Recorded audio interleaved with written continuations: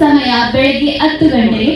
ಸ್ಥಳ ಆಟದ ಮೈದಾನ RNVK ಶಾಲೆ ಎದುರು, ತಿಗಳರಪಾಳ್ಯ ಮುಖ್ಯ ರಸ್ತೆ, ಪೀಣ್ಯ 2ನೇ ಹಂತ, ಬೆಂಗಳೂರು.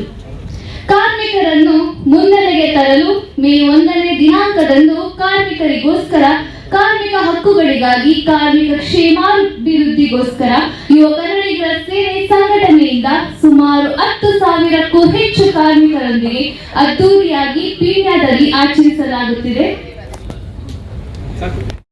ಸಂಘಟನೆಗಳಲ್ಲಿ ನಾನು ನೋಡಿದ್ದೀನಿ, ಕಾರ್ಯಕ್ರಮಗಳಿಗೆ ಜನ ಬರ್ತಾರೆ, ಅಥವಾ ಏನಾನ ಒಂದು ಸಮಾರಂಭ ಇದ್ರೆ ಬರ್ತಾರೆ, ಇಲ್ಲ ಅದನ್ನ ಪ್ರೆಸ್ ಮೀಟು, ಅಥವಾ ಅಧಿಕಾರಿಗಳ ಮನೆಗೆ ಹೋಗಕ್ಕೆ, ಸಚಿವರ ಮನೆಗೆ ಹೋಗಕ್ಕೆ, ಬೇರೆ ಎಲ್ಲ ವಿಚಾರಕ್ಕೂ ಬರ್ತಾರೆ.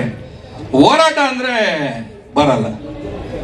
ನನಗೆ ಹಿಂದಿ ಹೇರಿಕೆ ಹೋರಾಟದಲ್ಲಿ ರಾಧಣ್ಣವ್ರು ಕರೆದಾಗ ನಾನು ನಮ್ಮ ಎಲ್ಲ ಸ್ನೇಹಿತರುಗಳು ಭಾಗವಹಿಸಿದ್ವಿ. ಮಲ್ಲೇಶ್ವರಂ SSLC ಬೋರ್ಡ್ಗೆ ಮುತ್ತಿಗೆ ಹಾಕೋ ಕಾರ್ಯಕ್ರಮ ಇದೆ ರಾಮ್ ಪ್ರಸಾದ್, ನಾವು ಬೇರೆ ಸಂಘಟನೆಗೆ ಅವಕಾಶ ಕೊಡಲ್ಲ, ಯುವ ಕನ್ನಡಿಗರ ಸೇನೆಗೆ ಅವಕಾಶ ಕೊಡ್ತೀವಿ, ನಿಮ್ಮ ನೇತೃತ್ವದಲ್ಲಿ ಮಾಡ್ತೀರಾ, ನಾವೆಲ್ಲ ಜೊತೆಯಲ್ಲಿ ಇರ್ತೀವಿ. ನಾನು ನಮ್ಮ ನಾಗಣ್ಣನ ಹತ್ರ, ಸಂದೀಪ್ ಹತ್ರ ಮಾತಾಡಿದೆ, ಏನಣ್ಣ ಹಿಂದಿ ಏರಿಕೆ ಹೇಳ್ತಾರೆ, ಸಂಘಟನೆ ಪ್ರಾರಂಭ ಆಗಿ ಇನ್ನೂ ಎಲ್ಲ ಕೇವಲ 2 ತಿಂಗಳಾಗಿದೆ, ಏನ ಸಮಸ್ಯೆ ಆದರೆ ಹೇಗೆ ತಡಿತಾರ ಹೆಣ್ಮಕ್ಳು, ನಮ್ಮ ಸಂಘಟನೆಯವರು, ನಾವು ಅಂದರೆ ಎಲ್ಲ ಹಳಬ್ರಿದ್ದೀವಿ, ಹೇಗೆ ಹೊಸಬ್ರು, ಅಣ್ಣ ನೀವು ಯೋಚನೆ ಮಾಡಬೇಡಿ, ನಿಮ್ಗೆ ಗೊತ್ತಿಲ್ಲ, ನೀವು ಹೂ ಅನ್ನಿ.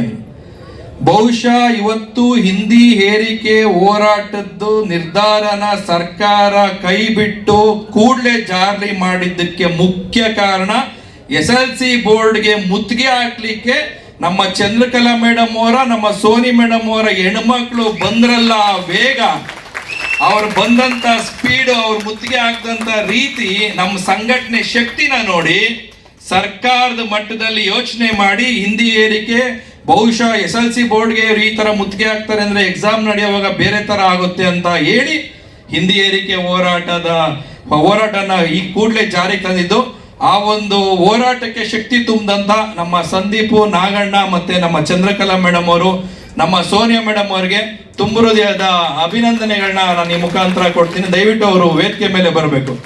ಬಹುಶಃ ನಮ್ಮ ಸಂದೀಪ್ ಎಲ್ಲೋದ್ರು, ನಮ್ಮ ಸಂದೀಪ್ ಅವರು ಯುವ ಕನ್ನಡಿಗರ ಸೇನೆಯಲ್ಲಿ ಗುರುತಿಸ್ಕೊಂಡಿದೆ ಈ ಹೋರಾಟದಿಂದ. ಸುಮಾರು ಜನ ನಾಯಕರುಗಳು ನನ್ನ ಕೇಳಿದ್ರು, ಸಂದೀಪ್ ಅಂತ ನಿಮ್ಮ ಇದ್ರಲ್ಲಿ ಯಾರು, ಯಾಕಂದ್ರೆ ಹೆಚ್ಚು ಜವಾಬ್ದಾರಿ ಅವರೇ ತಗೊಂಡಿದ್ರು, ನನಗಿಂತ ಜಾಸ್ತಿ ಸಭೆಗಳನ್ನ ಅವರು ಪಾಲ್ಗೊಂಡು ಅವರು ಕೂಡ ಗುರುತಿಸ್ಕೊಂಡಿದ್ದಾರೆ. ತಮ್ಮೆಲ್ಲರೂ ಕೂಡ ಅಭಿನಂದನೆಗಳು.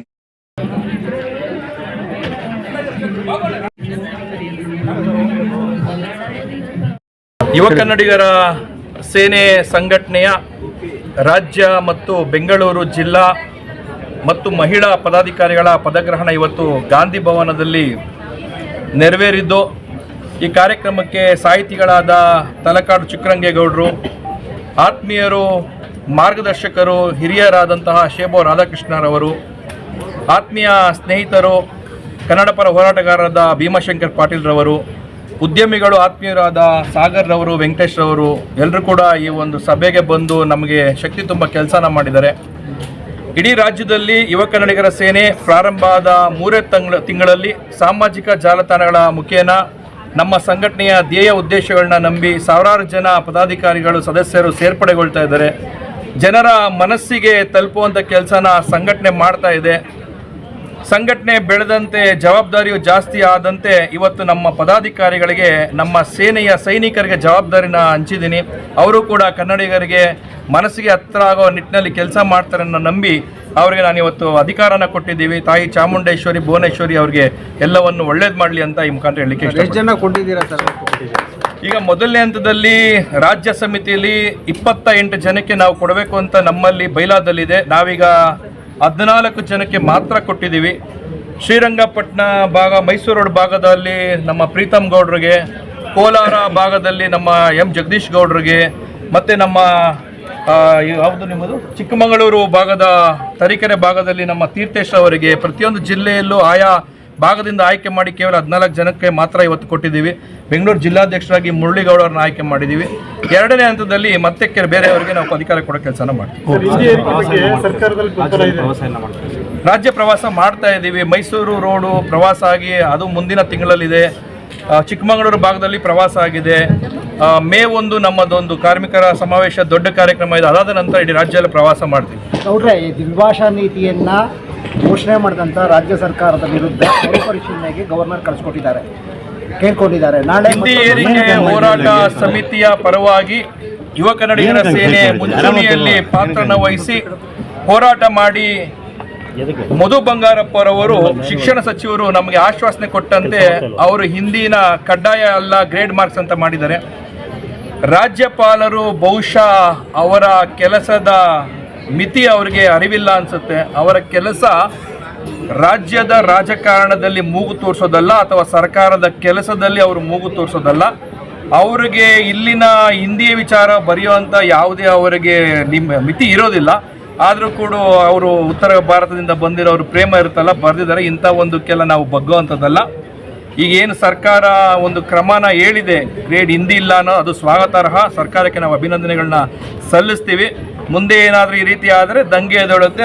ಆಗುವಂಥ ಪರಿಣಾಮಕ್ಕೆ ರಾಜ್ಯಪಾಲರು ಹೊಣೆ ಆಗ್ತಾರೆ ಅಂತ ಹೇಳ್ತೇವೆ. ಸರ್, ನಾಳೆ ಒಂದು ಸಂಘಟನೆ ರಾಜ್ಯಪಾಲರು ಮುತ್ತಿಗೆ ಹಾಕಬೇಕು ಅಂತ ನಮ್ಮ ರಾಜ್ಯಪಾಲರಿಗೆ ಆಲ್ರೆಡಿ ನಾವು ಹೋಗಿ ಅವರ ಸೆಕ್ರೆಟರಿ ಅವರಿಗೆ ಮನವಿನ ಕೊಟ್ಟಿದ್ದೀವಿ. ರಾಜ್ಯಪಾಲರು ಅವರ ಪದವಿಗೆ ನಾವು ಗೌರವ ಕೊಟ್ಟು ನಾವು ಮನವಿನ ಕೊಟ್ಟಿದ್ದೀವಿ. ಅವರ ವಿಚಾರನ ಸರಿಪಡಿಸ್ಕೊಂಡಿಲ್ಲ ಅಂದರೆ ಮುಖ್ಯ ಕೆಲಸ ಮುಂದಿನ ದಿನಗಳಲ್ಲಿ ಎಲ್ಲರೂ ಸೇರಿ ಮಾಡಬೇಕಾಗುತ್ತೆ. ಸರ್, ಅದೊಂದು ಭಾವನಾತ್ಮಕವಾದಂಥ ವಿಷಯ. ಖಂಡಿತವಾಗಿ ಮನಸ್ಸು ತುಂಬ ನೋವಾಗ್ತದೆ. ಯಾಕಂದರೆ ಸಿದ್ಧಗಂಗಾ ಮಠ ಅನ್ನೋದು ರಾಜ್ಯದಕ್ಕೆ ಒಂದು ಪ್ರೌಢ್ಯತೆ, ಒಂದು ಆ ಮಠಕ್ಕೆ ಆದಂಥ ಒಂದು ಘನತೆ ಇದೆ. ನಾವು ಸಂಘಟನೆಗಳವರು, ಹೋರಾಟಗಾರರು ನಾವು ಇದನ್ನೇ ಹೇಳ್ತಾ ಇರೋದು. ಉತ್ತರ ಭಾರತದ ರಾಜಕಾರಣಿಗಳ ಪ್ರೋಟೋಕಾಲು ಶಿಷ್ಟಾಚಾರವನ್ನು ವಿಚಾರಣೆ ಇಟ್ಕೊಂಡು ಕರ್ನಾಟಕದ ಮರ್ಯಾದೆಯನ್ನು ಎಲ್ಲ ರಂಗಗಳಲ್ಲೂ ಕಳೀತಿದ್ದಾರೆ. ಅದು ಇವತ್ತು ಯಾವ ಮಟ್ಟಿಗೆ ಬಂದಿದೆ ಅಂದರೆ ಮಠದ ಪೀಠಾಧಿಪತಿ ಪ್ರತಿಗಳನ್ನ ಪಕ್ಕಕ್ಕೆ ನಿಲ್ಲಿಸ್ತಾರೆ. ಅಂದರೆ ಇಲ್ಲಿನ ಏನು ಸಂಸದರು, ಸಚಿವರು ಅವರಿಗೆ ಪರಿಜ್ಞಾನ ಇರೋದಿಲ್ವಾ? ಪ್ರೋಟೋಕಾಲ್ ಮಾಡೋಕ್ಕೆ ಮುಂಚೆ ಪರಿಜ್ಞಾನ ಇರೋದಿಲ್ವಾ? ಕಳೆದ ಬಾರಿ ಅಬ್ದುಲ್ ಕಲಾಂ ಅವರು ಬಂದಿದ್ದಾಗ ಪೀಠಾಧಿಪತಿಗಳನ್ನ ಪಕ್ಕದಲ್ಲಿ ಕುಣಿಸಿರ್ಲಿಲ್ವಾ? ಎಲ್ಲ ನಮ್ಮ ಸಂಸದರಲ್ಲಿರುವಂತಹ ಒಂದು ನ್ಯೂನತೆಗಳು ಉತ್ತರ ಭಾರತದವರು ನಮ್ಮ ಕರ್ನಾಟಕದ ಮೇಲೆ ಮಾಡ್ತಾ ಇರೋ ದಬ್ಬಾಳಿಕೆಗೆ ಇದು ಒಂದು ಉದಾಹರಣೆ. ಖಂಡಿತವಾಗಿ ನಾವು ಇದನ್ನು ಖಂಡಿಸ್ತೀವಿ. ನಾವೇ ಎಲ್ಲ ರಾಜ್ಯದ ಎಲ್ಲ 7 ಕೋಟಿ ಕನ್ನಡಿಗರು ಇದನ್ನು ಖಂಡಿಸ್ತೀವಿ. ನಾವು ಕೂಡ ಬುದ್ಧಿಯವರು ಮಾತಾಡಿದ್ದು ಕೇಳಿದ್ವಿ. ನಮಗೂ ಮನಸ್ಸಿಗೆ ನೋವಾಯಿತು. ಅದು ತಪ್ಪು ಅಂತ ನಾನು ಹೇಳಲಿಕ್ಕೆ ಇಷ್ಟಪಡ್ತೀನಿ.